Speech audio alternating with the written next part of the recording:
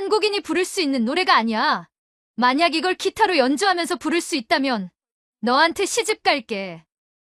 에밀리 워커의 차가운 목소리가 음악실 전체를 얼어붙게 만들었어요. 18세 소녀의 파란 눈동자는 경멸로 가득했습니다. 사실 이 모든 일이 시작된 건 불과 3일 전이었어요. 김준호는 낡은 기타 케이스를 어깨에 메고 세인트 앤드류스 음악원의 정문을 처음 바라보고 있었습니다. 17세 소년의 손끝이 미세하게 떨리고 있었어요. 12시간 비행 끝에 도착한 뉴욕은 그가 상상했던 것보다 훨씬 차갑고 거대했죠. 기타 케이스는 그의 몸집보다도 커 보였습니다. 검은색 가죽으로 된 케이스 표면에는 세월의 흔적이 고스란히 남아 있었어요. 가방 속 핸드폰에서 어머니의 메시지가 도착했습니다. 잘 도착했니? 할아버지 기타 조심히 다뤄야 해. 준호의 눈가가 살짝 촉촉해졌어요. 이 기타는 단순한 악기가 아니었거든요. 세인트 앤드류스 음악원은 마치 유럽의 고성 같았습니다. 붉은 벽돌 건물들이 푸른 잔디밭을 둘러싸고 있었죠. 학생들은 모두 값비싼 악기 케이스를 들고 자신감 넘치는 모습으로 걸어다니고 있었어요. 준호가 기숙사 입구에 서자 지나가던 학생들이 힐끗힐끗 쳐다보기 시작했습니다. 그들의 시선이 등 뒤로 따갑게 느껴졌어요. 저기 새로 온 교환학생 아냐? 아시아 애가 기타를 메고 왔네? 속삭이는 소리들이 들렸지만 준호는 못 들은 척했습니다. 하지만 가슴은 쿵 떨어지는 기분이었어요. 다음 날 첫 번째 음악 수업 시간이었습니다. 준호는 기타 케이스를 옆에 놓고 맨 뒷자리에 앉았어요. 교실에는 피아노, 바이올린, 첼로 등 클래식 악기들이 가득했죠. 그때 문이 열리면서 한 소녀가 들어왔습니다. 금발의 파란 눈, 완벽하게 다림질된 교복을 입은 에밀리 워커였어요. 그녀가 교실에 들어서자 모든 학생들의 시선이 자연스럽게 그녀에게 집중됐습니다. 안녕, 에밀리. 어제 연습은 어땠어? 학생들이 그녀에게 인사를 건넸어요. 에밀리는 우아하게 미소 지으며 답했습니다. 하지만 그녀의 시선이 뒷자리 준호의 기타 케이스에 멈췄을 때 미간이 살짝 찌푸려졌어요. 윌리엄스 교수가 들어와 수업을 시작했습니다. 오늘은 현대 아트송에 대해 배워보겠습니다. 특히 20세기 후반 작곡가들이 만든 복잡한 화성과 리듬 구조에 대해서 말이죠. 교수가 칠판에 복잡한 악보를 그려 넣었어요. 학생들은 모두 집중해서 듣고 있었습니다. 이런 곡들은 단순히 기술만으로는 부를 수 없어요. 깊은 음악적 이해와 표현력이 필요하죠. 그때 에밀리가 손을 들었습니다. 교수님, 혹시 이런 고급 음악을 모든 학생이 다 이해할 수 있을까요? 특히 다른 문화권에서 온 학생들도 말이에요. 교수는 잠시 당황했어요. 에밀리의 시선은 노골적으로 준호를 향하고 있었거든요. 수업이 끝나고 학생들이 나가면서 에밀리가 친구들과 함께 준호 앞을 지나갔습니다. 저 기타로 뭘 할 수 있을까? 아마 동요나 부를 거 아냐? 친구들이 킥킥거리며 웃었어요. 준호의 얼굴이 붉어졌습니다. 하지만 그는 아무 말도 하지 않았어요. 에밀리는 문 앞에서 잠시 멈춰서서 뒤를 돌아봤습니다. 그녀의 표정은 무언가 복잡해 보였어요. 마치 자신도 모르게 관심이 생긴 듯한 표정이었죠. 그날 저녁 기숙사 방에서 준호는 조심스럽게 기타 케이스를 열었습니다. 안에는 오래된 어쿠스틱 기타가 들어 있었어요. 나무 표면에는 작은 상처들이 있었지만 여전히 아름다운 소리를 내고 있었죠. 준호가 기타줄을 살짝 튕겼을 때 방 전체에 따뜻한 울림이 퍼졌습니다. 그 순간 그의 마음이 조금 안정됐어요. 할아버지, 여기서도 잘할 수 있을까요? 그는 조용히 중얼거렸습니다. 창 밖으로는 뉴욕의 야경이 반짝이고 있었어요. 하지만 준호의 마음은 여전히 불안했죠. 에밀리의 차가운 시선과 학생들의 속삭임이 계속 머릿속을 맴돌고 있었거든요. 기타를 품에 안고 앉아있는 준호의 모습은 마치 망양의 마음을 달래는 듯 했습니다. 하지만 그는 아직 몰랐어요. 이 기타가 앞으로 그의 운명을 완전히 바꿀 거라는 걸 말이죠. 다음 날 오후 2시 세인트 앤드류스 음악원의 가장 큰 강의실인 베토벤 홀에서 고급 음악 이론 수업이 시작됐습니다. 준호는 여전히 기타 케이스를 옆에 놓고 맨 뒷자리에 앉아 있었어요. 강의실은 마치 콘서트홀처럼 웅장했습니다. 천장까지 닿는 대형 창문으로 들어오는 오후 햇살이 교실 전체를 황금빛으로 물들이고 있었죠. 학생들은 각자 자신의 주 악기를 가지고 있었어요. 스타인웨이 그랜드 피아노 옆에는 1800년대 제작된 스트라디바리우스 바이올린이, 그 옆에는 독일산 첼로가 놓여 있었습니다. 모든 악기들이 준호의 기타보다 몇 배는 비싸 보였어요. 준호는 자신의 낡은 기타 케이스를 바라봤습니다. 검은 가죽에 생긴 작은 흠집들이 유독 눈에 띄었죠. 손끝이 차가워지는 걸 느꼈어요. 좋은 오후입니다, 여러분. 60대 중반의 윌리엄스 교수가 들어왔습니다. 그는 줄리아드 음대 출신으로 30년간 이 학교에서 가르치고 있는 전설적인 인물이었어요. 회색 수염을 기른 그의 모습은 마치 클래식 음악 그 자체를 상징하는 것 같았죠. 오늘은 20세기 후반 현대 아트송의 복잡성에 대해 탐구해 보겠습니다. 특히 아놀드 쇤베르크의 12음 기법이 성악곡에 미친 영향에 대해서 말이죠. 교수가 칠판에 복잡한 음계를 그려넣기 시작했어요. 학생들은 모두 펜을 들고 열심히 적어 내려가고 있었습니다. 현대 아트송은 단순히 아름다운 멜로디를 부르는 게 아닙니다. 작곡가의 철학과 시대 정신을 이해해야 하고 무엇보다 고도의 기술적 숙련도가 필요하죠. 그때 강의실 문이 조용히 열렸습니다. 에밀리 워커가 들어오고 있었어요. 그녀는 완벽하게 다림질된 하얀 블라우스와 네이비 스커트를 입고 있었습니다. 금발 머리는 한 올의 흐트러짐도 없이 단정하게 정리되어 있었죠. 에밀리가 들어서자 교실의 분위기가 확연히 달라졌습니다. 몇몇 남학생들이 고개를 돌려 그녀를 쳐다봤고 여학생들은 자연스럽게 자세를 고쳐 앉았어요. 죄송합니다, 교수님. 성악 개인 레슨이 늦어져서요. 에밀리의 목소리는 마치 벨벳처럼 부드러우면서도 자신감으로 가득했습니다. 윌리엄스 교수는 미소를 지으며 고개를 끄덕였어요. 괜찮습니다, 에밀리. 당신의 레슨이 더 중요하죠. 어서 앉으세요. 에밀리는 우아하게 걸어 들어와 맨 앞자리에 앉았습니다. 그 순간 준호와 눈이 마주쳤어요. 에밀리의 파란 눈동자에 무언가 차가운 것이 스쳤지만 곧 무표정한 얼굴로 돌아섰죠.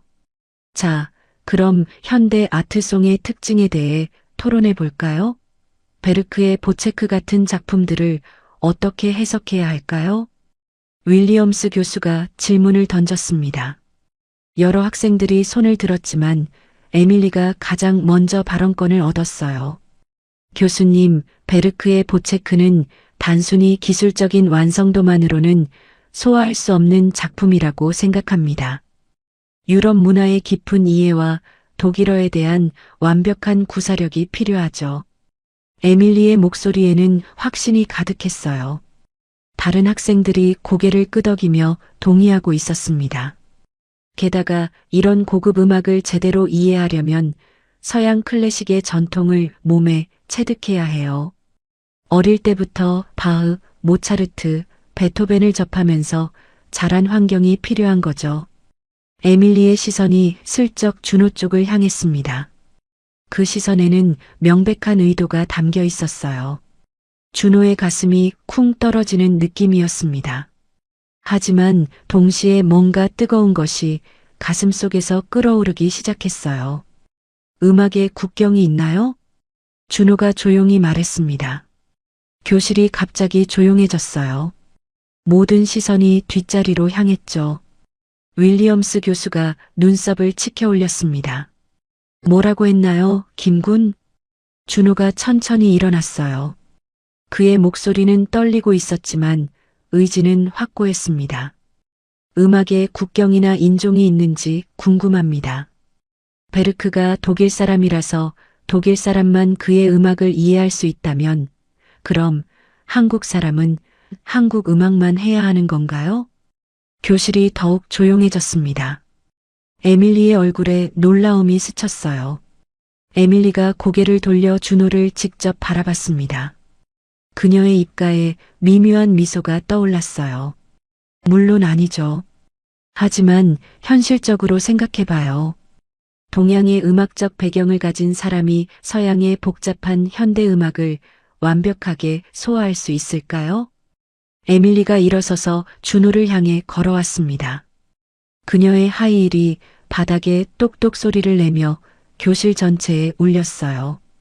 특히 기타 같은 어떻게 말해야 하나 대중적인 악기로는 더욱 어렵겠죠.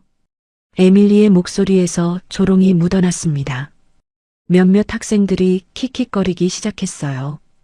윌리엄스 교수가 상황을 정리하려고 했지만 에밀리는 멈추지 않았습니다. 실제로 현대 아트송은 굉장히 복잡해요.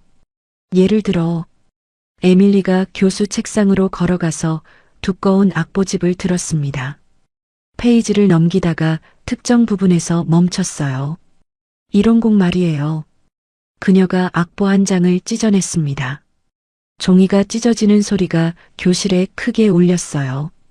윌리엄스 교수가 깜짝 놀랐지만 에밀리는 아랑곳하지 않았습니다. 악보에는 라 루나 디 세라라는 제목이 적혀 있었어요. 20세기 이탈리아 작곡가의 작품으로 극도로 복잡한 멜로디 라인과 불규칙한 박자로 유명한 곡이었습니다. 에밀리가 준호 앞으로 걸어와서 악보를 책상 위에 던졌습니다. 한국인이 부를 수 있는 노래가 아니야. 그녀의 목소리는 교실 전체를 얼어붙게 만들었어요. 학생들이 숨을 죽이고 지켜보고 있었습니다. 특히 기타로는 더욱 불가능하겠지. 이 곡은 풀 오케스트라와 함께 불러야 하는 곡이거든. 에밀리의 파란 눈동자가 차갑게 빛났습니다. 만약 이걸 기타로 연주하면서 부를 수 있다면. 그녀가 잠시 멈췄어요. 교실 안의 모든 사람들이 다음 말을 기다리고 있었습니다. 너한테 시집 갈게. 교실이 폭발했습니다. 학생들이 일제히 휴대폰을 꺼내 들기 시작했어요. 화면에 녹화 버튼이 눌러지는 소리가 여기저기서 들렸죠. 오마이갓, 이거 진짜야? 누가 SNS에 올려야지. 에밀리가 정말로 그런 말을 했어. 웃음소리와 속삭임이 교실을 가득 채웠습니다. 준호는 마치 무대 위의 광대가 된 기분이었어요. 온몸이 뜨거워지면서 동시에 차가워지는 이상한 감각을 느꼈습니다. 준호가 악보를 집어들었어요. 빽빽한 음표들과 복잡한 기호들이 눈앞에서 춤추는 것 같았습니다. 하지만 그 순간 할아버지의 목소리가 귓가에 들렸어요. 준호야, 음악은 마음으로 하는 거다. 기교는 나중 문제고. 준호의 손끝이 미세하게 떨렸습니다. 하지만 그 떨림은 두려움이 아니었어요. 뭔가 뜨거운 에너지가 온몸을 타고 흐르고 있었죠. 좋습니다. 준호의 목소리가 웃음소리를 뚫고 나왔어요. 교실이 다시 조용해졌습니다. 해보겠습니다. 에밀리의 얼굴에서 미소가 사라졌어요. 그녀는 설마 정말로 도전을 받아들일 거라고는 생각하지 못했거든요. 윌리엄스 교수가 당황해서 말을 하려고 했지만 준호가 기타 케이스를 집어들며 교실을 나서고 있었습니다. 에밀리는 그 뒷모습을 바라보며 복잡한 표정을 지었어요. 뭔가 예상과 다른 방향으로 흘러가고 있다는 걸 느꼈죠. 교실을 나온 준호는 기숙사 방으로 돌아와 문을 쾅 닫았습니다. 가슴이 쿵쾅거리고 있었어요. 에밀리의 차가운 목소리가 계속 머릿속에서 맴돌았죠. 한국인이 부를 수 있는 노래가 아니야. 준호가 기타 케이스를 침대 위에 올려놓고 손으로 얼굴을 감쌌습니다.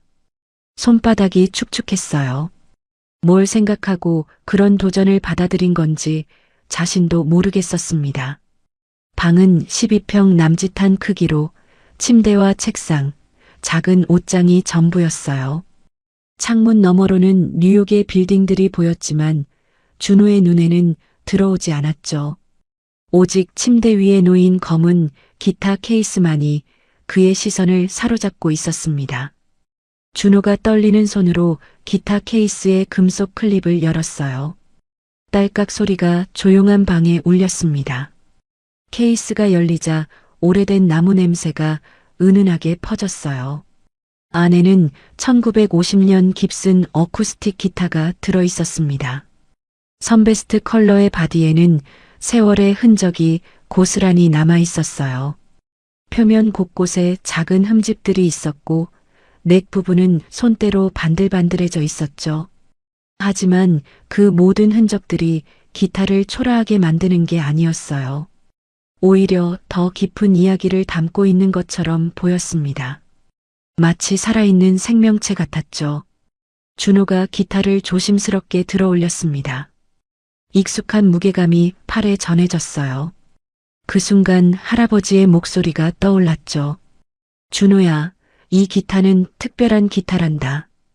2년 전 겨울 병원 침대에 누워있던 할아버지의 모습이 선명하게 떠올랐습니다.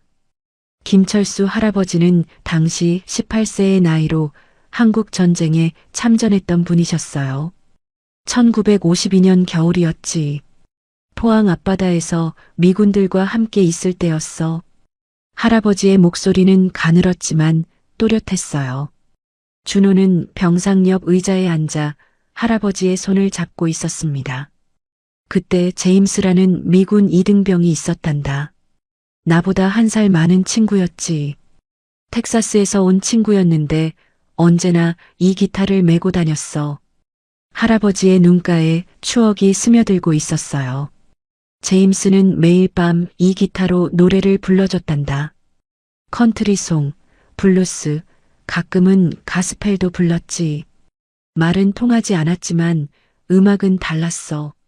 준호가 기타줄을 살짝 튕겼어요. 여전히 아름다운 소리가 났습니다. 어느 날 밤 제임스가 나를 불러서 말했어. 철수, 너도 노래 불러봐. 그래서 내가 아리랑을 불렀단다. 이 기타에 맞춰서 말이지. 할아버지의 목소리에 감정이 실려 있었어요. 제임스가 그러더구나. 음악에는 국경이 없다고. 뮤직 해즈 노 보더스라고 말이지. 전쟁이 끝나고 제임스가 미국으로 돌아가게 됐을 때였어. 그 친구가 나한테 이 기타를 주더구나. 할아버지가 기타를 바라보는 눈빛이 애틋했습니다.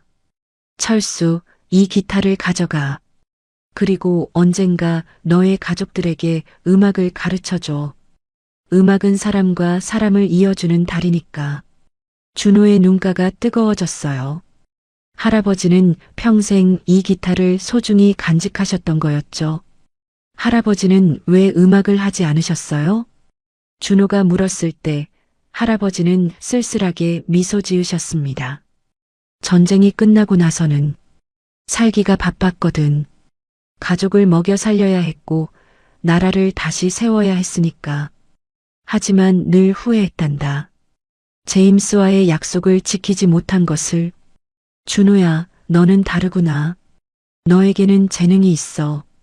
내가 못다 한 꿈을 너를 통해 이루고 싶다. 할아버지가 준호의 손을 꼭 잡으셨어요. 차가운 손이었지만 따뜻함이 전해졌습니다. 이 기타로 세계 무대에 서렴. 그리고 사람들에게 들려주거라. 음악에는 정말로 국경이 없다는 걸 말이야. 그것이 할아버지와의 마지막 대화였어요. 일주일 후 할아버지는 편안히 눈을 감으셨습니다. 장례식 다음 날 준호는 이 기타를 물려받았죠. 준호가 기타를 가슴에 안고 눈을 감았습니다. 할아버지의 목소리가 다시 들리는 것 같았어요. 음악에는 국경이 없다. 에밀리의 말과 정반대였죠. 준호의 가슴 속에서 뭔가 뜨거운 것이 끓어오르기 시작했습니다. 분노가 아니었어요. 오히려 사명감 같은 거였죠. 준호가 라 루나 디세라 악보를 펼쳐놓고 자세히 들여다봤습니다. 복잡한 멜로디 라인과 불규칙한 박자가 눈에 들어왔어요. 정말 어려운 곡이었습니다. 준호가 기타를 무릎에 올리고 첫 번째 코드를 잡아봤어요. C 메이저에서 시작해서 갑자기 F샵 디미니시로 넘어가는 구조였습니다. 손가락이 제대로 움직이지 않았어요. 이런 복잡한 화성 진행은 처음 접해보는 거였거든요. 첫 번째 시도는 완전히 실패했습니다. 젠장. 준호가 작게 중얼거렸어요. 하지만 포기하지 않았습니다. 할아버지의 마지막 부탁이 머릿속에 맴돌고 있었거든요. 시계가 오후 6시를 가리키고 있었어요. 준호는 기숙사 식당에 가서 간단히 저녁을 때우고 다시 방으로 돌아왔습니다. 그리고 본격적인 연습을 시작했어요. 먼저 기본적인 코드 진행을 파악해야 했습니다. 이탈리아어 가사의 발음도 익혀야 했고 멜로디와 화성을 동시에 연주하는 방법도 찾아야 했죠. 준호는 유튜브를 켜고 원곡을 들어봤습니다. 풀 오케스트라와 함께하는 소프라노의 목소리가 웅장하게 울려 퍼졌어요. 이걸 기타 하나로 어떻게 표현한다는 거지? 밤이 깊어갈수록 준호의 연습은 계속됐습니다. 손끝이 아프기 시작했고 목소리도 쉬어갔어요. 하지만 멈추지 않았습니다. 새벽 2시쯤 준호가 잠깐 쉬면서 창문을 바라봤어요. 뉴욕의 야경이 반짝이고 있었습니다. 그 순간 문득 할아버지가 들려주신 다른 이야기가 떠올랐어요. 제임스가 그러더구나. 음악은 마음으로 하는 거라고. 기교는 나중 문제고 진심이 먼저라고. 준호가 다시 기타를 들었습니다. 이번에는 완벽하게 연주하려고 하지 않았어요. 대신 곡이 담고 있는 감정을 느껴보려고 했죠. 라 루나 디세라는 저녁달이라는 뜻이었습니다. 사랑하는 사람을 그리워하며 달을 바라보는 마음을 노래한 곡이었어요. 준호도 그런 마음을 알 것 같았습니다. 할아버지를 그리고 한국에 있는 가족들을 그리워하는 마음 말이에요. 기타 소리가 조금씩 달라지기 시작했습니다. 더 따뜻해지고 더 진실해지고 있었어요. 준호는 비로소 이 곡과 연결되기 시작했습니다. 다음 날 새벽 5시 준호는 조용히 기숙사를 나섰습니다. 복도는 고요했고 다른 학생들은 모두 잠들어 있었어요. 기타 케이스를 어깨에 메고 걷는 발걸음만이 조용한 새벽 공기를 가르고 있었죠. 세인트 앤드류스 음악원의 지하에는 24시간 개방되는 개인 연습실들이 있었습니다. 준호는 그곳을 찾아가고 있었어요. 어젯밤 기숙사에서 연습하다가 룸메이트에게 미안한 마음이 들어서였죠. 지하로 내려가는 계단은 차가웠습니다. 형광등 불빛이 하얗게 번쩍거리며 길다란 복도를 비추고 있었어요. 양옆으로는 작은 연습실들이 줄지어 있었죠.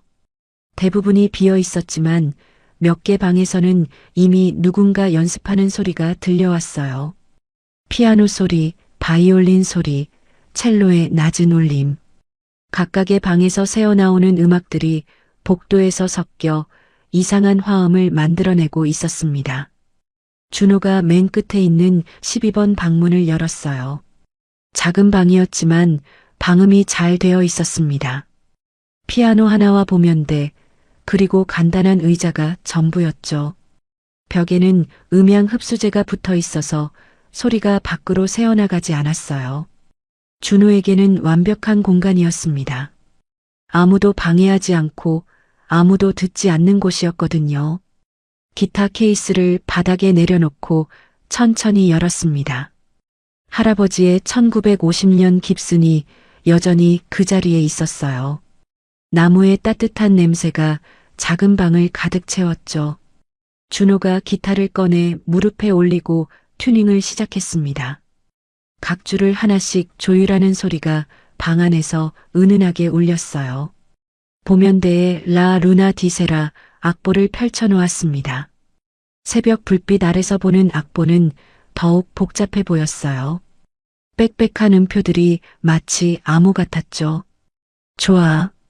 천천히 해보자. 준호가 스스로에게 중얼거렸습니다. 먼저 기본 멜로디부터 파악해야 했어요. 원곡은 소프라노 독창곡이었지만 준호는 남성 음역에 맞게 조음김을 해야 했죠.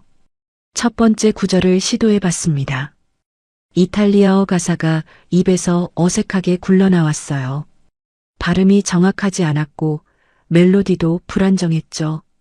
기타 반주도 마찬가지였습니다. 복잡한 화성 진행을 따라가려고 하니 손가락이 꼬였어요. 어려운 코드 전환에서 계속 실수가 나왔죠.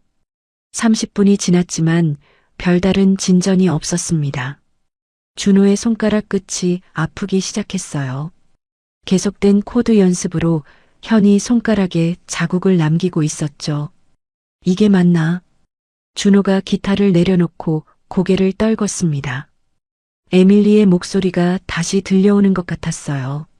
한국인이 부를 수 있는 노래가 아니야. 하지만 포기할 수는 없었습니다. 할아버지의 마지막 부탁이 가슴속에서 뜨겁게 타오르고 있었거든요. 준호가 다시 기타를 들었어요. 이번에는 완벽하게 하려고 하지 않았습니다. 대신 곡의 감정을 이해하려고 했죠. 저녁달을 바라보며 누군가를 그리워하는 마음. 그 마음을 먼저 느껴보려고 했어요. 문득 할아버지가 불러주시던 아리랑이 떠올랐습니다. 어릴 때 할아버지 무릎에 앉아서 들었던 그 목소리 말이에요. 준호가 자연스럽게 아리랑을 흥얼거리기 시작했어요. 기타줄을 가볍게 튕기며 반주를 넣었죠. 이건 어려울 게 없었어요. 어릴 때부터 몸에 밴 선율이었거든요. 그런데 신기한 일이 일어났습니다. 아리랑을 부르면서 자연스럽게 라 루나 디세라의 멜로디가 떠올랐어요. 둘 다 그리움을 노래한 곡이었거든요.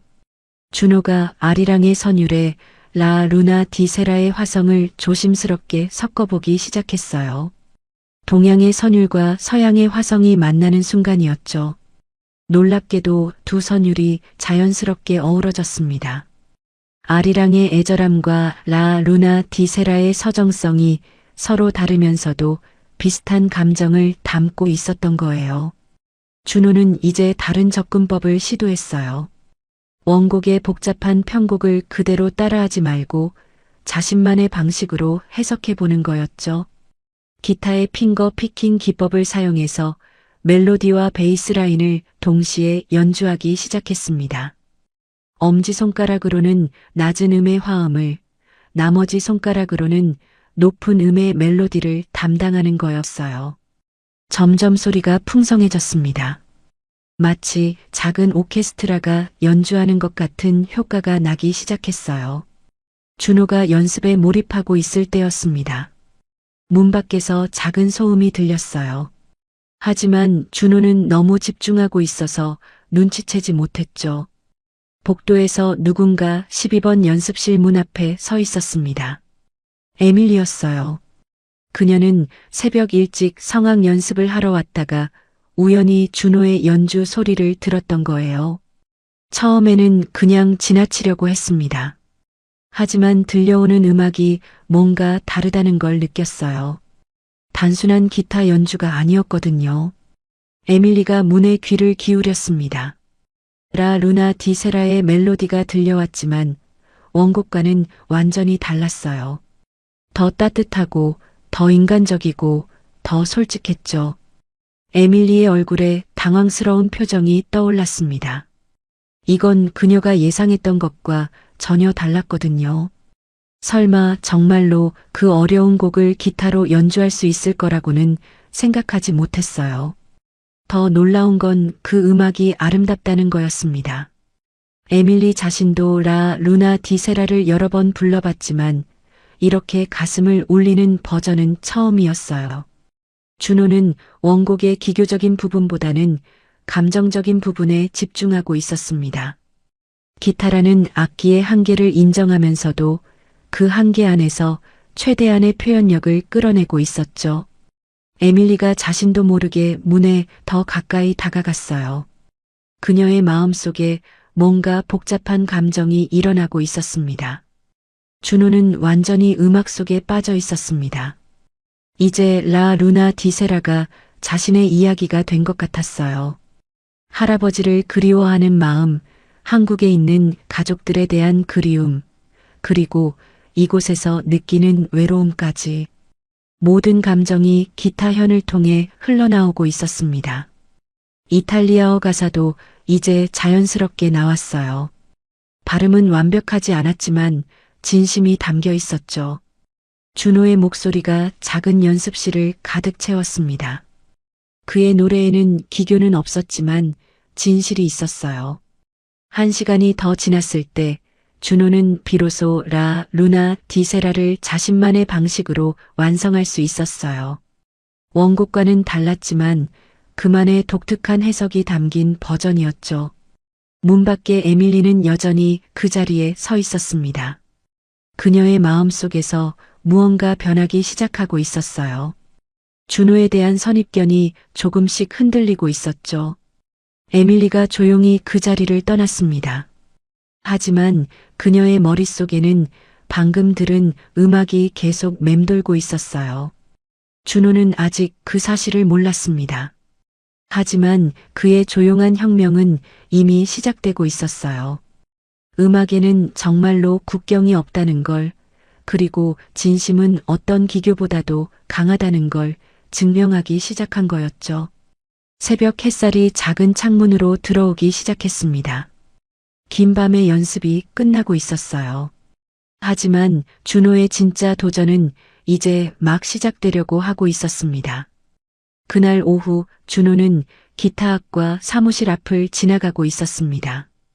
복도 끝에서 들려오는 기타 소리가 발걸음을 멈춰 세웠어요. 단순한 연주가 아니었습니다. 마치 기타가 말을 하는 것 같았죠. 사무실 문이 반쯤 열려 있어서 안을 들여다볼 수 있었어요. 50대 중반의 남성이 클래식 기타를 연주하고 있었습니다. 검은 머리에 살짝 섞인 백발, 그리고 깊은 갈색 눈동자를 가진 분이었어요. 그는 바로 루이스 가르시아 교수였습니다. 스페인 출신으로 세계적인 기타리스트였지만 10년 전부터 이곳에서 후학을 양성하고 있었어요. 그의 손가락이 기타 현 위에서 춤추듯 움직일 때마다 아름다운 선율이 흘러나왔죠. 준호는 넋을 잃고 그 연주를 바라보고 있었습니다. 자신이 평생 추구하고 싶은 경지가 바로 저런 것 같았어요. 가르시아 교수가 연주를 마치고 고개를 들었을 때 문 밖에 서 있는 준호와 눈이 마주쳤습니다. 준호가 깜짝 놀라서 뒤로 물러서려고 했지만 교수가 먼저 말을 걸었어요. 거기 서 있지 말고 들어와요. 교수의 목소리는 따뜻했습니다. 스페인 억양이 살짝 섞인 영어였지만 이해하기 어렵지 않았어요. 죄송합니다, 교수님. 지나가다가 연주 소리가 너무 아름다워서 준호가 어색하게 인사했습니다. 가르시아 교수는 미소를 지으며 고개를 끄덕였어요. 당신이 새로 온 한국 학생이군요. 김준호 맞나요? 소문 들었어요. 준호의 얼굴이 붉어졌습니다. 혹시 에밀리와의 일을 들었나 싶었거든요. 어떤 소문인가요? 며칠 전 지하 연습실에서 라 루나 디세라를 기타로 편곡해서 연주했다는 소문 말이에요. 가르시아 교수가 기타를 무릎에 올리고 준호를 바라봤습니다. 그의 눈빛에는 순수한 호기심이 담겨 있었어요. 정말인가요? 그 어려운 곡을 기타로? 준호가 고개를 끄덕였습니다. 아직 완성된 건 아니에요. 계속 연습하고 있는 중입니다. 흥미롭네요. 그런데 왜 하필 그 곡을 선택했나요? 다른 쉬운 곡도 많을 텐데 말이에요. 준호의 얼굴에 복잡한 표정이 떠올랐어요. 에밀리와의 일을 어떻게 설명해야 할지 몰랐거든요. 사실은 누군가의 도전을 받았습니다. 가르시아 교수의 눈썹이 살짝 올라갔어요. 도전이라니? 준호가 며칠 전 음악실에서 일어난 일을 간략하게 설명했습니다. 에밀리의 조롱과 모욕적인 제안, 그리고 자신이 그 도전을 받아들인 이유까지 말이에요. 가르시아 교수가 천천히 고개를 끄덕였습니다. 그의 표정에서 이해와 공감이 읽혔어요. 아, 에밀리 워커군요. 재능 있는 학생이지만 때로는 교만할 때가 있죠. 교수가 잠시 멈췄다가 다시 말했어요. 저도 젊을 때 비슷한 경험이 있었답니다. 스페인에서 파리로 유학 갔을 때 프랑스 학생들이 저를 무시했어요. 스페인 사람이 뭘 안다고라고 말이죠. 준호의 눈이 반짝였습니다. 자신과 비슷한 경험을 한 사람을 만난 기분이었어요. 그때 어떻게 하셨나요? 연주로 대답했죠. 말로는 부족하니까요. 음악만이 진실을 말할 수 있거든요. 가르시아 교수가 기타를 들어 올리며 말했어요. 한번 들어볼까요? 당신의 라 루나 디세라를 말이에요. 준호가 기타 케이스를 열고 할아버지의 깁슨을 꺼냈습니다. 가르시아 교수가 그 기타를 유심히 바라봤어요. 오래된 기타네요. 1950년대 깁슨인가요?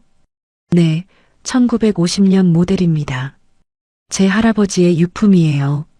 아름다운 기타입니다. 좋은 소리가 날 것 같은데요. 준호가 기타를 무릎에 올리고 튜닝을 시작했습니다. 각현의 소리를 확인하면서 마음을 가다듬었어요. 가르시아 교수 같은 대가 앞에서 연주한다는 게 떨렸지만 동시에 기대도 됐죠. 튜닝이 끝나자 준호가 첫 번째 코드를 잡았습니다. 그리고 조심스럽게 라 루나 디세라의 인트로를 시작했어요. 핑거피킹 기법으로 멜로디와 베이스를 동시에 연주하기 시작했습니다. 사무실에 따뜻한 기타 소리가 퍼져나갔어요. 가르시아 교수의 표정이 점점 진지해졌습니다. 처음에는 학생의 연주를 들어주는 정도였는데 점점 집중하게 됐어요.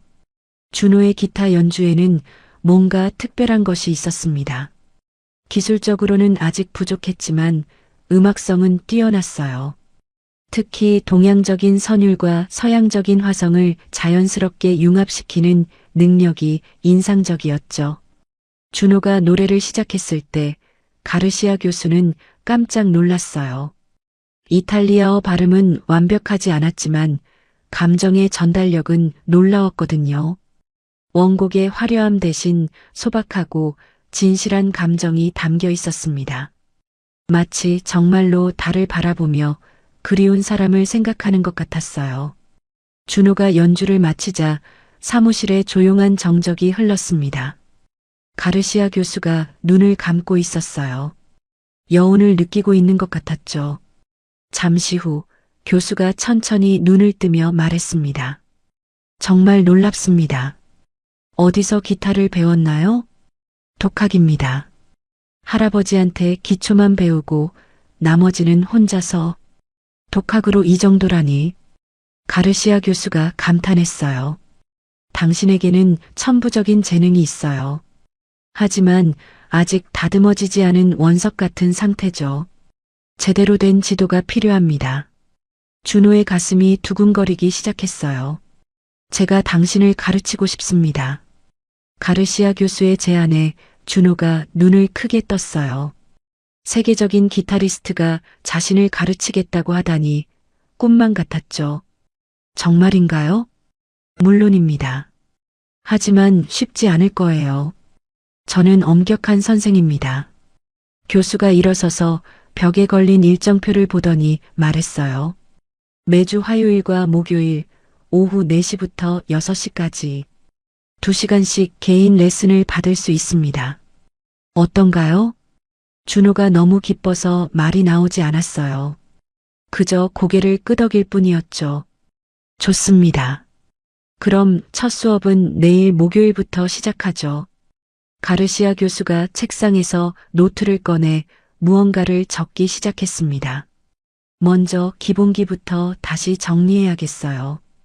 당신의 핑거피킹 테크닉은 훌륭하지만 클래식 기타의 정통 자세와 방법도 익혀야 합니다.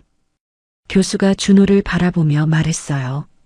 그리고 음악 이론도 체계적으로 배워야 해요. 화성악, 대위법, 그리고 다양한 장르의 연주법까지 말이죠. 준호가 걱정스러운 표정을 지었어요. 너무 어렵지 않을까요? 걱정하지 마세요. 당신은 이미 가장 중요한 것을 가지고 있어요. 바로 음악에 대한 진심 말입니다. 가르시아 교수의 말에 준호가 안심했어요. 그런데 한 가지 궁금한 게 있어요. 가르시아 교수가 준호를 바라보며 물었습니다. 에밀리의 도전을 언제까지 받아들일 예정인가요? 준호가 잠시 생각하더니 대답했어요. 다음 달에 있는 학교 음악제까지요. 그때까지 완벽하게 준비하고 싶습니다. 한 달이면 충분하지 않을 수도 있어요. 하지만 불가능하지도 않죠. 교수가 미소를 지으며 말했어요. 열심히 해봅시다. 당신의 할아버지도 자랑스러워 하실 거예요. 준호가 기타를 케이스에 넣으면서 마음이 뛰었습니다. 드디어 제대로 된 선생님을 만난 거였어요. 가르시아 교수와 함께라면 정말로 에밀리의 도전에 당당하게 맞설 수 있을 것 같았죠. 사무실을 나서면서 준호는 새로운 희망을 품었습니다. 할아버지의 기타가 더욱 무게감 있게 느껴졌어요. 이제 진짜 음악가가 되는 길이 시작된 것 같았습니다. 다음 날 목요일 오후 4시 준호는 가르시아 교수의 사무실 문을 두드렸습니다. 가슴이 두근거리고 있었어요. 세계적인 기타리스트에게 직접 배운다는 게 아직도 믿어지지 않았거든요. 들어오세요. 사무실 안에는 2개의 의자와 보면대가 준비되어 있었어요. 가르시아 교수가 벽에 걸린 클래식 기타를 내렸습니다. 자, 앉아보세요. 먼저 기본 자세부터 점검해 봅시다. 준호가 기타를 무릎에 올리자 교수가 바로 고개를 저었어요. 아니에요. 다시. 네. 오른발을 발판 위에 올리고 기타의 허리 부분이 왼쪽 다리에 오도록 하세요. 준호가 자세를 고쳤지만 교수는 여전히 만족하지 않았어요. 등을 곧게 펴세요. 어깨에 힘을 빼고 왼손목이 굽어 있어요. 10분 동안 자세만 교정했는데도 준호는 벌써 지쳤습니다. 그동안 자신이 얼마나 잘못된 습관으로 연주했는지 깨달았어요. 이제 기본 스케일부터 시작해 봅시다. 가르시아 교수가 간단한 아르페지오를 시범 보였어요. 손가락들이 현 위에서 물 흐르듯 움직였죠. 준호가 따라해 보려고 했지만 손가락이 꼬였습니다. 평소보다 정확한 자세로 연주하니까 익숙하지 않았거든요. 천천히 하세요. 정확함이 속도보다 중요해요. 30분 동안 같은 스케일만 반복했어요. 준호의 손가락 끝이 빨갛게 달아오르기 시작했습니다. 아파요? 조금. 그럼 잠깐 쉬죠. 하지만 이 정도는 견뎌야 해요. 진짜 연습은 이제 시작이거든요. 가르시아 교수의 말에 준호가 긴장했어요. 이게 시작이라니. 이제 라 루나 디 세라를 제대로 분석해 봅시다. 교수가 악보를 펼쳐놓고 연필로 표시하기 시작했어요. 이 곡의 핵심은 감정의 변화예요. 그리움에서 시작해서 열정으로 다시 체념으로 끝나죠. 준호가 집중해서 들었습니다. 당신의 편곡은 감정은 살렸지만 기술적인 부분이 부족해요. 특히 이 부분. 교수가 이 페이지의 복잡한 부분을 가리켰어요. 여기서 멜로디와 베이스가 교차하는데 당신은 그냥 단순하게 처리했어요. 더 정교하게 만들 수 있어요. 가르시아 교수가 직접 시범을 보였습니다. 같은 부분인데도 훨씬 풍성하고 복잡한 소리가 났어요. 어떻게 하는 거예요? 연습이에요. 엄청난 연습. 다음 날 아침 준호는 복도를 걸으면서 학생들의 시선을 느꼈어요. 며칠 전 에밀리와의 일이 학교 전체에 퍼진 것 같았거든요. 저기 저 애야. 에밀리한테 도전한다는 한국에. 정말 미쳤나 봐. 에밀리를 이길 수 있다고 생각하는 건가? 기타 하나로 뭘 할 수 있겠어? 속삭이는 소리들이 따라다녔어요. 준호는 고개를 숙이고 빠르게 걸었습니다. 등 뒤로 느껴지는 시선들이 따가웠거든요. 식당에서도 마찬가지였어요. 준호가 혼자 앉아서 점심을 먹고 있을 때 근처 테이블에서 킥킥거리는 소리가 들렸죠. 저 애 진짜 웃기지 않아? 자기가 뭔데? 에밀리는 줄리아드 출신 성악 코치한테 배우는데 기타리스트 따위가 감히. 준호의 식욕이 사라졌어요. 샌드위치를 반도 못 먹고 자리를 떴습니다. 한편 에밀리는 자신의 연습실에서 성악 연습을 하고 있었어요. 하지만 집중이 안 됐습니다. 며칠 전 들었던 준호의 연주가 계속 머릿속에서 맴돌았거든요. 에밀리 집중해요. 오늘따라 왜 이래요? 개인 코치인 미스 애덤슨이 피아노를 치며 말했어요. 죄송해요. 다시 할게요. 에밀리가 다시 아리아를 시작했지만 여전히 마음이 불안했어요. 분명 준호를 무시하려고 했는데 오히려 그의 음악이 자꾸 생각났죠.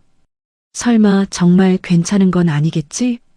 에밀리는 자신의 생각을 떨쳐내려고 했어요. 하지만 쉽지 않았습니다. 그날 밤 준호는 다시 지하 연습실로 갔어요. 가르시아 교수가 내준 과제를 연습해야 했거든요. 12번 연습실에는 준호 혼자뿐이었습니다. 형광등 불빛 아래서 악보를 펼쳐놓고 연습을 시작했어요. 교수가 수정해준 편곡은 정말 어려웠어요. 손가락이 복잡하게 움직여야 했고 타이밍도 정확해야 했죠. 처음 30분은 계속 실수만 났어요. 코드 전환이 늦어지거나 멜로디가 끊어졌죠. 준호의 이마에 땀이 맺히기 시작했습니다. 할 수 있어. 할 수 있다고. 준호가 스스로에게 중얼거리며 다시 시작했어요. 새벽 1시가 넘어서자 준호의 손가락 끝이 갈라지기 시작했어요. 계속된 연습으로 피가 조금씩 나오고 있었죠.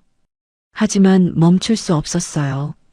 학교 전체가 자신을 비웃고 있다는 생각에 분노가 치밀어 올랐거든요. 조금 더, 조금만 더. 손가락이 아팠지만 계속 연습했어요. 그러다가 기타줄이 끊어졌습니다. 너무 세게 튕겼던 거예요. 준호가 한숨을 쉬며 기타를 내려놓았어요. 기타줄을 교체해야 했지만 새벽이라 악기점은 모두 문을 닫았죠. 오늘은 여기서 끝낼 수밖에 없었어요. 새벽 2시 에밀리도 잠이 오지 않아서 학교에 나왔어요. 연습실에서 발성 연습을 하려고 했거든요. 요즘 밤에 잠이 잘 안 와서 그랬죠. 지하로 내려가다가 12번 연습실에서 불빛이 새어나오는 걸 봤어요. 이 시간에 누가 연습을 하나 싶어서 살짝 들여다봤습니다. 준호였어요. 그는 기타를 무릎에 안고 고개를 숙이고 있었어요. 손가락을 들여다보고 있는 것 같았죠. 에밀리가 더 자세히 보니 준호의 손가락에서 피가 나고 있었어요. 그리고 기타줄이 끊어져 있었고요. 순간 에밀리의 마음이 복잡해졌어요. 저렇게까지 해가면서 연습을 하다니. 자신도 저렇게 절실하게 연습해 본 적이 있었나 싶었거든요. 에밀리는 문을 열고 들어가야 할지 망설였어요. 준호가 혼자서 힘들어하는 모습을 보니 뭔가 미안한 기분이 들었거든요. 내가 너무 심하게 한 건 아닐까? 하지만 곧 그런 생각을 떨쳐냈어요. 자신은 잘못한 게 없다고 생각했죠. 준호가 스스로 선택한 일이니까요. 결국 에밀리는 그냥 돌아갔어요. 하지만 마음속에는 뭔가 무거운 것이 남아 있었죠. 다음 날 아침 준호는 악기점에서 새 기타줄을 사왔어요. 그리고 손가락에 밴드를 붙이고 다시 연습을 시작했습니다. 가르시아 교수가 사무실에서 준호를 봤을 때 그의 변화를 느꼈어요. 어제 많이 연습했나 보네요. 네. 손가락이 좀 아프긴 하지만 괜찮아요. 음악에는 고통이 따라오는 법이에요. 하지만 그 고통을 견뎌낸 사람만이 진짜 음악가가 될 수 있죠. 준호가 고개를 끄덕였어요. 이제 진짜 시작이라는 걸 알았거든요. 오늘은 어제보다 더 어려운 부분을 연습해 봅시다. 가르시아 교수의 말에 준호는 미소를 지었어요. 어렵다고 해서 무서워하지 않았거든요. 오히려 기대됐죠. 학교의 시선과 비웃음 속에서도 준호는 성장하고 있었어요. 그리고 에밀리도 모르는 사이에 조금씩 변하기 시작하고 있었죠. 진짜 승부는 이제 시작이었습니다. 2주 후 월요일 아침 세인트 앤드류스 음악원의 메인홀에 학생들이 모여들기 시작했습니다. 매년 열리는 충계음악제 경연대회 발표가 있는 날이었어요. 무대 위에 윌리엄스 교수와 학과장들이 나란히 서 있었습니다. 학생들의 웅성거리는 소리가 홀을 가득 채웠죠. 올해 충계음악제는 다음 달 15일에 개최됩니다. 윌리엄스 교수가 마이크를 잡고 말했어요. 참가 신청은 오늘부터 일주일간 받습니다. 모든 장르와 악기가 환영이며 우승자에게는 뉴욕 링컨 센터에서 열리는 청소년 음악제 참가 기회가 주어집니다. 학생들 사이에서 감탄의 소리가 터져 나왔어요. 링컨 센터는 모든 음악도들이 꿈꾸는 무대였거든요. 준호는 뒷자리에서 조용히 듣고 있었습니다. 드디어 에밀리와의 약속을 지킬 때가 온 거였어요. 발표가 끝난 후 준호는 학생회관으로 향했습니다. 참가 신청서를 받기 위해서였어요. 접수대에는 이미 여러 학생들이 줄을 서 있었죠. 다음 분. 준호가 앞으로 나서자 담당 학생이 고개를 들었어요. 어떤 부문으로 신청하시나요? 기타 독주와 성악. 혼합 부문이 있나요? 기타 독주 부문이 있어요. 성악과 같이 하고 싶으시면 기악 반주 부분으로 분류되는데 담당 학생이 당황했어요. 보통 성악은 피아노 반주와 함께 하는데 기타와 함께 하는 건 드물었거든요. 기타 독주로 신청할게요. 하지만 노래도 같이 할 예정입니다. 아, 네. 그럼 연주 시간은 최대 8분이고 공명을 적어주세요. 준호가 신청서에 라 루나 디세라라고 적었을 때 담당 학생의 눈이 커졌어요. 이거 이탈리아 현대 아트송 아닌가요? 기타로 연주하시는 거예요? 네. 와, 대박이네요. 점심시간이 되자 준호의 참가 신청 소식이 학교 전체에 퍼졌습니다. 특히 에밀리와의 약속을 아는 학생들 사이에서는 큰 화제였어요. 정말로 신청했대. 미쳤나 봐. 에밀리한테 맞서겠다는 거야? 라 루나 디세라를 기타로? 말이 되는 소리야? 식당 곳곳에서 준호에 대한 이야기가 나오고 있었어요. 대부분은 비웃음과 조롱이었죠. 준호는 구석 테이블에 혼자 앉아서 샐러드를 먹고 있었습니다. 주변의 시선과 속삭임이 따가웠지만 이제 어느 정도 익숙해졌어요. 그때 에밀리가 친구들과 함께 식당에 들어왔습니다. 그녀는 준호의 참가 신청 소식을 이미 들은 상태였어요. 저 애가 정말 참가 신청을 했다는 거야? 에밀리의 친구 제시카가 물었어요. 그런 것 같아. 완전히 미친 거지. 에밀리의 목소리에는 분노가 섞여 있었어요. 사실 며칠 전 연습실에서 본 준호의 모습 때문에 마음이 복잡했는데 정말로 도전장을 내민 것에 화가 났거든요. 에밀리, 걱정할 필요 없어. 너를 이길 수 있는 애가 어디 있어? 그런 게 아니야. 저런 식으로 장난치는 게 싫은 거지. 에밀리가 준호가 앉은 테이블을 노려봤어요. 그녀의 파란 눈동자가 차갑게 빛났죠. 에밀리가 갑자기 일어나서 준호가 앉은 테이블로 걸어갔습니다. 친구들이 말리려고 했지만 소용없었어요. 식당 안의 모든 시선이 에밀리에게 집중됐죠. 학생들이 수군거리기 시작했어요. 김준호. 에밀리가 준호의 테이블 앞에 서서 말했어요. 준호가 고개를 들었습니다. 정말로 신청한 거야? 네. 준호의 목소리는 조용했지만 확고했어요. 왜? 내가 장난으로 한 말이라는 걸 알면서 장난이었나요? 준호가 반문했을 때 에밀리는 순간 말이 막혔어요. 사실 그때는 정말로 준호를 모욕하려고 했었거든요. 당신이 뭔데 나한테 도전해? 에밀리의 목소리가 높아졌어요. 식당 안이 조용해지기 시작했습니다. 당신은 그냥 교환학생이야. 여기서 1년 있다가 한국으로 돌아갈 사람이고. 에밀리의 말에 준호의 얼굴이 굳어졌어요. 나는 5살부터 성악을 시작했어. 최고의 선생님들한테 배웠고 이미 여러 콩쿠르에서 상을 받았다고. 학생들이 점점 더 가까이 모여들기 시작했어요. 누군가 휴대폰으로 촬영하기 시작했죠. 당신이 기타 하나로 나를 이길 수 있다고 생각해? 꿈깨. 에밀리의 말이 식당 전체에 울렸습니다. 학생들 사이에서 웃음소리가 터져나왔어요. 준호는 아무 말도 하지 않고 있었어요. 하지만 주먹이 꽉 쥐어져 있었죠. 그리고 한국 음악이나 해. 왜 굳이 서양 클래식에 끼어들려고 해? 에밀리의 마지막 말이 준호의 마음을 깊이 찔렀어요. 갑자기 자신이 뭘 하고 있는지 모르겠다는 생각이 들었거든요. 정말로 자신은 여기에 속하지 않는 사람일까? 할아버지의 뜻을 따르겠다고 했지만 결국 무모한 도전일 뿐일까? 준호가 천천히 일어났어요. 에밀리와 마주선 채로 말했습니다. 음악에 국경이 있나요? 뭐라고? 제 할아버지가 말씀하셨어요. 음악에는 국경이 없다고.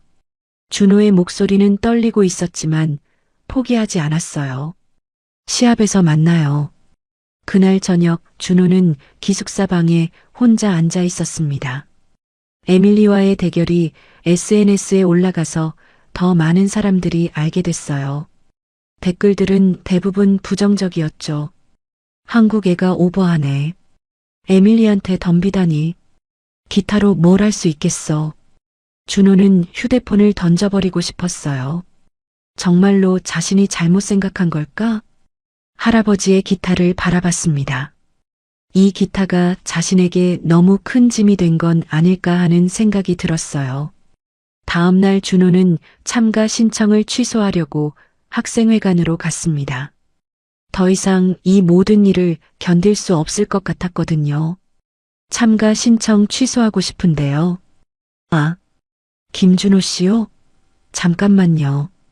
담당 학생이 뭔가를 확인하더니 말했어요. 취소하려면 담당 교수님 사인이 필요해요. 가르시아 교수님께 받아오시면 돼요. 준호의 발걸음이 무거워졌어요. 가르시아 교수님한테 어떻게 말씀드려야 할까? 가르시아 교수 사무실 앞에 도착했지만 준호는 문을 두드리지 못하고 있었어요. 교수님을 실망시키기 싫었거든요. 그때 사무실 안에서 기타 소리가 들려왔습니다. 아름다운 스페인 기타 음악이었어요. 그 선율을 들으니 할아버지가 생각났죠. 준호가 문에 손을 올렸다가 다시 내렸어요. 아직 결정을 내리지 못했거든요. 복도 끝에서 에밀리가 이 모습을 지켜보고 있었어요. 그녀도 복잡한 표정을 짓고 있었죠. 며칠 전 본 준호의 연습 모습이 계속 머릿속에 맴돌고 있었거든요. 과연 준호는 어떤 선택을 할까요? 포기할 것인가 아니면 끝까지 도전할 것인가? 가장 어려운 순간이 다가오고 있었습니다. 한 달 후 4월 15일 토요일 아침 세인트 앤드류스 음악원의 메인홀은 경연대회 준비로 분주했어요. 무대 위에는 그랜드 피아노와 각종 악기들이 배치되고 있었고 객석에는 학부모들과 관계자들이 하나둘 자리를 잡기 시작했습니다. 준호는 기숙사 방에서 할아버지의 기타를 바라보고 있었어요. 지난 한 달간의 혹독한 연습이 주마등처럼 지나갔죠. 가르시아 교수와의 레슨, 밤새워 한 연습, 그리고 에밀리와의 대결. 손가락 끝에는 여전히 굳은 살이 박혀 있었어요. 라 루나 디세라를 자신만의 스타일로 완성하기까지 정말 많은 고통이 있었거든요. 할아버지, 잘할 수 있을까요? 준호가 중얼거렸을 때 문 밖에서 룸메이트의 목소리가 들렸어요. 준호, 가르시아 교수님이 찾으셔. 교수 사무실에서 가르시아 교수가 기다리고 있었습니다. 그의 얼굴에는 걱정과 기대가 섞여 있었어요. 오늘이 드디어 그날이군요. 어떤 기분인가요? 떨려요. 하지만 후회는 없어요. 준호의 목소리는 한 달 전보다 훨씬 안정되어 있었어요. 지난 시간의 성장이 느껴졌죠. 마지막으로 한번 들어볼까요? 가르시아 교수의 요청에 준호가 기타를 꺼냈습니다. 그리고 라 루나 디세라의 첫 부분을 연주하기 시작했어요. 한 달 전과는 완전히 달랐습니다. 기교는 물론이고 감정의 깊이까지 더해져 있었죠. 교수의 얼굴에 만족스러운 미소가 떠올랐어요. 완벽합니다. 이제 무대에서 그대로만 하세요. 오후 2시 메인홀이 관중들로 가득 찼습니다. 학생들의 가족은 물론이고 다른 음악학교 관계자들까지 참석했어요. 특히 준호와 에밀리의 대결이 화제가 되면서 예년보다 더 많은 사람들이 몰렸죠. 무대 옆 대기실에서는 15명의 참가자들이 각자 마지막 준비를 하고 있었어요. 긴장한 표정들이 역력했죠. 에밀리는 한쪽 구석에서 발성 연습을 하고 있었습니다. 완벽하게 세팅된 메이크업과 우아한 드레스를 입은 그녀는 여전히 자신감 넘쳐 보였어요. 준호는 반대편에서 조용히 앉아 기타줄을 점검하고 있었습니다. 평범한 검은 정장을 입은 그의 모습은 다른 참가자들과 비교해 소박해 보였죠. 다음은 에밀리 워커, 푸치니의 오미오 바비노 카로입니다. 사회자의 안내와 함께 에밀리가 무대에 올랐어요. 박수 소리가 홀을 가득 채웠습니다. 그녀의 등장만으로도 분위기가 화사해졌어요. 피아니스트가 전주를 시작했고 에밀리가 첫 음을 냈을 때 홀 전체가 조용해졌습니다. 그녀의 목소리는 정말 완벽했어요. 높은 음에서 낮은 음까지 자유자재로 오가며 기술적으로 흠잡을 데가 없었죠. 이탈리아어 발음도 완벽했고 감정 표현도 뛰어났어요. 대기실에서 지켜보던 준호의 가슴이 쿵 떨어졌습니다. 에밀리의 실력은 정말 압도적이었거든요. 에밀리의 노래가 절정에 달했을 때 관객석에서는 감탄사가 터져나왔어요. 그녀는 마지막 고음까지 완벽하게 소화해냈죠. 노래가 끝나자 홀 전체가 기립박수로 우렁찼습니다. 심사위원들도 고개를 끄덕이며 만족스러운 표정을 짓고 있었어요. 정말 대단해. 역시 에밀리야. 저런 실력이면 당연히 우승이지. 관객들의 찬사가 이어졌어요. 에밀리는 우아하게 인사한 후 무대를 내려왔습니다. 대기실로 돌아온 그녀를 친구들이 축하했어요. 완벽했어, 에밀리. 이미 우승 확정이야. 하지만 에밀리의 시선은 구석에 앉아있는 준호를 향해 있었어요. 그의 표정이 예상과 달리 침착해서 의외였거든요. 마지막 참가자 김준호입니다. 라 루나 디세라를 기타 독주와 성악으로 연주합니다. 사회자의 목소리에 홀 안이 술렁거렸어요. 많은 사람들이 이 순간을 기다리고 있었거든요. 준호가 기타를 메고 무대에 올랐을 때 관객석에서 웅성거리는 소리가 들렸어요. 저게 그 한국 학생이구나. 정말 에밀리한테 도전한다는 거야? 기타 하나로 뭘 할 수 있겠어? 준호는 무대 중앙에 놓인 의자에 앉았어요. 무반주로 연주할 예정이라 피아니스트는 무대를 비웠죠. 강한 조명이 준호를 비추고 있었습니다. 홀 안에 수백 명이 자신을 바라보고 있다는 게 실감났어요. 준호가 기타를 무릎에 올리고 첫 번째 코드를 잡았어요. 하지만 손가락이 떨리고 있었습니다. 라 루나 디세라의 인트로를 시작했지만 뭔가 어색했어요. 연습 때와 달리 긴장 때문에 타이밍이 살짝 어긋났죠. 관객석에서 작은 웃음소리가 들렸어요. 에밀리의 완벽한 노래 직후라서 더욱 대조적으로 느껴졌거든요. 준호가 노래를 시작했지만 목소리도 떨렸어요. 이탈리아어 발음이 부정확했고 음정도 불안정했죠. 지난 한 달간의 연습이 무색할 정도였어요. 관객석 곳곳에서 실망의 한숨소리가 들렸어요. 역시 안 되는구나. 에밀리와 비교가 안 되잖아. 저런 걸로 도전한다고 했나? 대기실에서 지켜보던 에밀리도 복잡한 표정을 지었어요. 승리감보다는 뭔가 허무한 기분이 들었거든요. 준호는 2분 정도 연주했지만 계속 실수가 이어졌어요. 기타 연주도 노래도 모두 엉망이었죠. 심사위원들도 고개를 젓기 시작했습니다. 이미 승부는 난 것 같았어요. 그때 준호가 갑자기 연주를 멈췄어요. 홀 안이 조용해졌습니다. 혹시 포기하는 건가 싶었거든요. 하지만 준호는 기타를 더 꽉 안았어요. 그리고 눈을 감았습니다. 할아버지의 목소리가 들리는 것 같았어요. 음악에는 국경이 없다. 준호가 천천히 눈을 떴습니다. 이제 기교나 완벽함은 중요하지 않았어요. 자신의 진심을 전하는 것만이 중요했죠. 다시 기타를 잡고 이번에는 다르게 시작했어요. 원곡의 복잡한 편곡 대신 자신만의 단순하고 진실한 버전으로 말이에요. 준호의 기타에서 따뜻하고 깊은 소리가 흘러나오기 시작했어요. 이번에는 떨리지 않았습니다. 마음의 소리였거든요. 이번의 노래는 완전히 달랐어요. 기교는 부족했지만 진심이 담겨 있었죠. 할아버지에 대한 그리움, 한국에 있는 가족들에 대한 사랑, 그리고 음악에 대한 순수한 열정까지.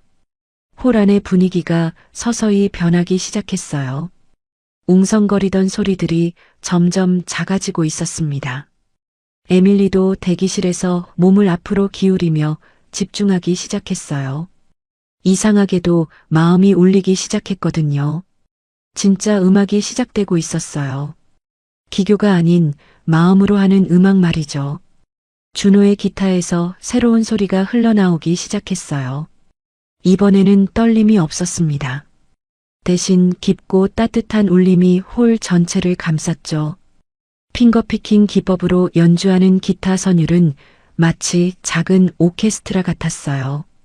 베이스 라인과 멜로디, 그리고 화음이 하나의 기타에서 동시에 흘러나오고 있었거든요. 하지만 무엇보다 놀라운 건 그 음악에 담긴 감정이었습니다. 단순히 기교를 뽐내는 게 아니라 진짜 이야기를 하고 있었어요. 관객석에서 웅성거리던 소리가 점점 잦아들기 시작했어요. 사람들이 하나둘 집중하기 시작했거든요. 뭐야? 이거 아까와 완전히 다른데? 작은 속삭임들이 들렸지만 곧 그마저도 멈췄습니다. 준호가 라 루나 디 세라의 2절에 들어가면서 뭔가 특별한 일이 일어나기 시작했어요. 이탈리아 선율 사이사이에 한국의 아리랑 선율이 자연스럽게 섞여 들어가기 시작한 거였죠. 준호가 한국어로 아리랑을 흥얼거리면서 동시에 라 루나 디 세라의 화성을 연주했어요. 동양과 서양 두 문화의 선율이 만나는 순간이었습니다. 놀랍게도 두 멜로디는 전혀 어색하지 않았어요. 둘 다 그리움을 노래한 곡이었고 같은 마음에서 나온 음악이었거든요. 관객석에서 한국 교포 몇 명이 눈물을 흘렸어요. 고국에 대한 그리움이 절로 느껴졌거든요. 준호는 이제 완전히 자신만의 세계에 빠져 있었어요. 할아버지로부터 배운 한국 전통 창법과 가르시아 교수에게 배운 서양 기타 기법이 완벽하게 어우러지고 있었죠. 이탈리아어와 한국어가 자연스럽게 섞여 나오고 있었어요. 언어의 장벽 따위는 중요하지 않았습니다. 감정이 모든 걸 설명하고 있었거든요. 기타 연주도 마찬가지였어요. 클래식 기타의 정교함과 포크 기타의 따뜻함, 그리고 한국 전통 악기의 구성진 울림까지 모든 게 하나로 녹아들었죠. 무대 위의 준호는 더 이상 17세 학생이 아니었어요. 음악 그 자체였습니다. 홀 안의 분위기가 완전히 바뀌었어요. 처음에 비웃던 사람들도 이제는 입을 다물고 집중하고 있었죠. 이게 정말 같은 애야? 소름 돋는다. 앞자리에 앉은 한 나이든 교수가 눈을 감고 음악에 푹 빠져 있었어요. 40년간 음악을 해온 그도 이런 연주는 처음이었거든요. 관객석 여기저기서 눈물을 훔치는 사람들이 보였어요. 준호의 음악이 각자의 마음속 깊은 곳을 건드리고 있었거든요. 학부모석에 앉은 한 어머니가 남편에게 속삭였어요. 저 아이, 정말 대단한데? 에밀리보다 나은 것 같아. 대기실에서 지켜보던 에밀리는 완전히 얼어붙어 있었어요. 이건 그녀가 예상했던 것과 완전히 달랐거든요. 기술적으로는 자신이 더 뛰어날지 몰라도 감동의 깊이는 비교할 수 없었어요. 준호의 음악은 단순히 듣는 게 아니라 마음으로 느끼는 것이었거든요. 이게 진짜 음악이구나. 에밀리가 작게 중얼거렸어요. 그동안 자신은 완벽한 기교에만 매달려 있었다는 걸 깨달았죠. 준호의 노래를 들으면서 에밀리는 자신이 언제부터 음악의 진짜 의미를 잊고 있었는지 돌아보게 됐어요. 어릴 때 처음 노래를 배울 때의 그 순수한 마음은 언제 사라졌을까? 언제부터 이기는 것만 중요하게 생각했을까? 준호의 연주가 절정에 달했어요. 라 루나 디세라의 가장 어려운 부분인 3절에서 그는 모든 기교를 동원했습니다.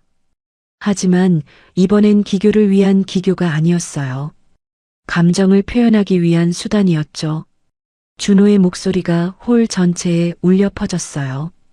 마지막 고음에서 그의 목소리는 완벽하게 기타와 하나가 되었죠. 그 순간 홀 안의 모든 사람들이 숨을 멈췄어요. 시간이 멈춘 것 같았거든요. 연주가 끝났지만 준호는 바로 일어나지 않았어요. 마지막 음의 여운이 사라질 때까지 기다렸죠. 홀 안은 완전한 정적이었어요. 아무도 박수를 치지 않고 있었습니다. 너무 감동적이어서 박수를 치기가 미안할 정도였거든요. 준호가 천천히 고개를 들었어요. 그의 눈가에는 눈물이 맺혀 있었습니다. 할아버지와의 약속을 지킨 것 같은 기분이었거든요. 10초, 20초, 정적이 계속됐어요. 그때 맨 뒷자리에서 한 사람이 천천히 일어났습니다. 가르시아 교수였어요. 그가 박수를 치기 시작했죠. 가르시아 교수의 박수를 시작으로 홀 전체가 폭발했어요. 모든 사람들이 일어서서 박수를 치기 시작했거든요. 브라보! 이탈리아어로 환호하는 소리가 터져 나왔어요. 클래식 공연에서나 들을 수 있는 최고의 찬사였죠. 박수는 5분 넘게 계속됐어요. 사람들이 감동을 주체할 수 없었거든요. 준호는 무대에서 깊숙이 인사했어요. 그리고 기타를 꽉 안았습니다. 할아버지의 기타가 이렇게 많은 사람들에게 감동을 준 거예요. 관객석 여기저기서 앙코르를 외치는 소리가 들렸어요. 대기실에서 에밀리도 눈물을 흘리며 박수를 치고 있었어요. 질투나 분노가 아니라 순수한 감동이었죠. 내가 정말 바보였구나. 에밀리가 자신의 오만함을 깨달았어요. 준호를 무시하고 조롱했던 모든 순간들이 부끄러웠죠. 진짜 음악은 출신이나 언어, 악기의 종류가 중요한 게 아니었어요. 마음에서 나오는 진실한 감정이 가장 중요한 거였거든요. 에밀리는 무대 뒤로 뛰어갔어요. 준호에게 사과하고 싶었거든요. 무대에서 내려온 준호를 에밀리가 기다리고 있었어요. 그녀의 얼굴에는 눈물 자국이 있었죠. 준호. 네, 에밀리. 미안해. 정말 미안해. 에밀리가 고개를 숙였어요. 진심 어린 사과였습니다. 당신이 옳았어. 음악에는 정말로 국경이 없구나. 준호가 미소를 지었어요. 처음부터 이기려고 한 건 아니에요. 그냥 할아버지와의 약속을 지키고 싶었을 뿐이에요. 당신의 할아버지, 정말 자랑스러워 하실 거야. 그때 가르시아 교수가 다가왔어요. 준호, 정말 자랑스럽습니다. 오늘 당신은 진짜 음악가가 되었어요. 홀에서는 아직도 박수가 계속되고 있었어요. 준호는 자신의 기타를 바라봤습니다. 할아버지의 말씀이 옳았어요. 음악에는 정말로 국경이 없었죠. 1시간 후 심사위원들의 평가가 끝났어요. 윌리엄스 교수가 마이크를 잡고 무대에 올랐습니다. 홀은 여전히 흥분 상태였죠. 올해 충계음악제 경연대회 결과를 발표하겠습니다. 관객석이 조용해졌어요. 모든 사람들이 결과를 알고 있었지만 공식 발표를 기다리고 있었죠. 3위, 바이올린 부문의 제임스 킴. 박수가 터져 나왔어요. 2위, 성악 부문의 에밀리 워커. 에밀리가 무대에 올라 상을 받았지만 그녀의 표정은 평온했어요. 이미 마음속으로 준호의 승리를 인정하고 있었거든요. 그리고 대상, 기타 독주 부문의 김준호. 홀 전체가 다시 한번 폭발했어요. 준호가 무대에 올라 트로피를 받을 때 눈물이 주르르 흘러내렸습니다. 김준호 학생에게는 뉴욕 링컨 센터에서 열리는 국제 청소년 음악제 참가 자격이 주어집니다. 윌리엄스 교수의 말에 홀이 다시 들썩였어요. 링컨 센터는 세계 최고의 무대였거든요. 준호가 마이크를 잡았어요. 감사합니다. 하지만 이 상은 제 것만이 아니에요. 관객들이 조용해졌죠. 제 할아버지, 그리고 가르시아 교수님, 그리고 준호가 객석의 에밀리를 바라봤어요. 저에게 도전할 기회를 주신 에밀리에게도 감사드려요. 그녀가 없었다면 이런 성장은 없었을 거예요. 에밀리의 눈가가 또다시 촉촉해졌어요. 시상식이 끝난 후 준호는 학교 정원에 혼자 앉아 있었어요. 할아버지의 기타를 무릎에 올리고 하늘을 바라보고 있었죠. 할아버지, 해냈어요. 정말로 음악에는 국경이 없다는 걸 보여줬어요. 그때 뒤에서 발걸음 소리가 들렸어요. 에밀리였습니다. 그녀는 2위 트로피를 들고 있었어요. 여기 있었구나. 에밀리, 축하해요. 2위도 대단한 거예요. 고마워. 하지만 오늘은 당신의 날이야. 에밀리가 준호 옆에 앉았어요. 둘 사이에 편안한 침묵이 흘렀죠. 준호, 정말 미안해. 내가 너무 오만했어. 에밀리가 진심을 담아 말했어요. 처음에는 정말 화가 났어. 어떻게 나한테 도전할 수 있지? 라고 생각했거든. 이해해요. 저도 무모했으니까. 아니야. 용감했던 거야. 에밀리가 고개를 저었어요. 나는 평생 이기는 것만 생각하며 살았어. 최고가 되어야 한다는 강박에 사로잡혀서 말이야. 준호가 에밀리를 바라봤어요. 그녀의 얼굴에는 진솔함이 담겨 있었죠. 하지만 오늘 당신의 연주를 들으면서 깨달았어. 진짜 음악은 이기는 게 아니라 마음을 전하는 거구나. 사실 나도 예전에는 순수하게 음악을 사랑했어. 5살 때 처음 노래를 배울 때의 그 기분을 오늘 다시 느꼈거든. 에밀리의 목소리가 부드러워졌어요. 당신 덕분이야. 음악의 진짜 의미를 다시 찾게 해줘서 고마워. 준호가 미소를 지었어요. 저도 에밀리 덕분에 성장할 수 있었어요. 도전이 없었다면 이렇게까지 노력하지 않았을 거예요. 그럼 우리 이제 친구가 될 수 있을까? 에밀리가 손을 내밀었어요.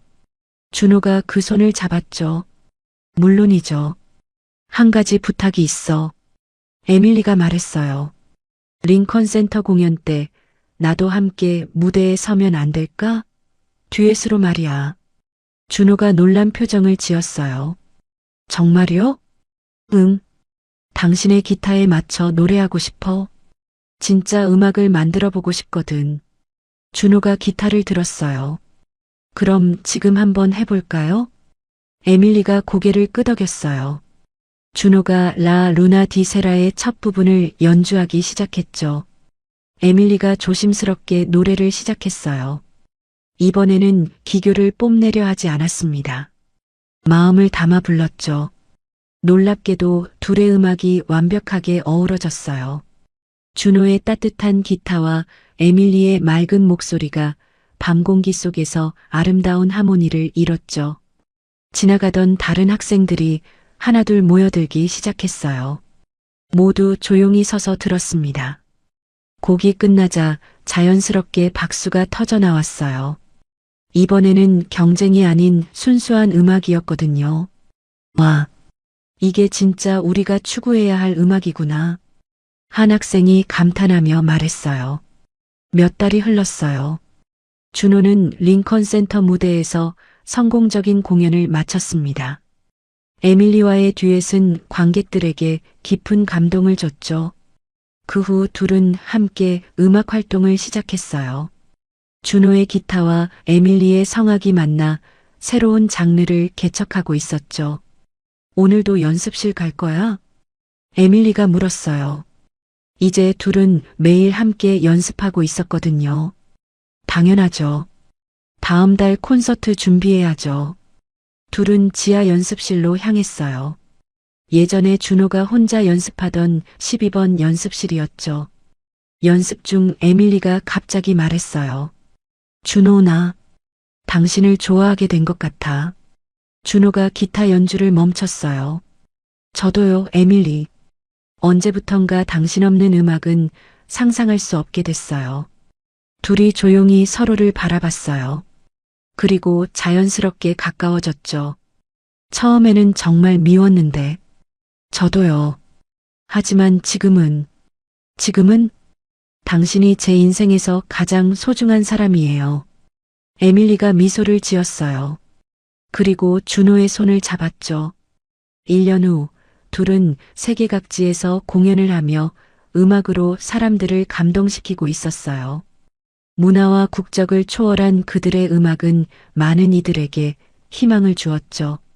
어느 날 저녁 뉴욕의 작은 카페에서 둘만의 조용한 공연을 하고 있었어요. 이 노래는 특별한 의미가 있어요.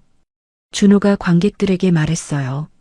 제 할아버지가 들려주신 이야기, 그리고 사랑하는 사람과 만든 추억이 담긴 곡이에요.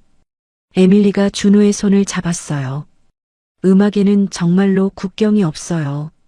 그리고 사랑도 마찬가지죠. 준호가 기타를 들고 라 루나 디 세라를 시작했어요. 에밀리가 노래를 시작했죠. 카페 안의 모든 사람들이 조용히 들었어요. 어떤 이는 눈물을 흘렸고 어떤 이는 미소를 지었죠. 음악이 끝나자 따뜻한 박수가 이어졌어요. 고마워, 준호. 당신 덕분에 진짜 음악을 찾았어. 저야말로 고마워요, 에밀리. 당신 덕분에 꿈을 이룰 수 있었어요. 둘은 서로를 바라보며 미소를 지었어요. 할아버지의 기타가 만들어낸 기적이었죠. 밤하늘에는 달이 떠 있었어요. 라 루나 디 세라. 저녁달처럼 아름다운 그들의 사랑과 음악은 앞으로도 계속될 예정이었습니다. 오늘 준호의 이야기 어떠셨나요? 이야기가 재밌으셨다면 구독과 좋아요 부탁드려요. 그리고 지금 이 순간 어디서 무엇을 하며 들어주고 계신지 댓글로 나눠주세요. 여러분의 이야기도 궁금하거든요. 여러분 가정에 따뜻한 행복이 가득하시길 바라며 오늘도 시청해주셔서 감사합니다.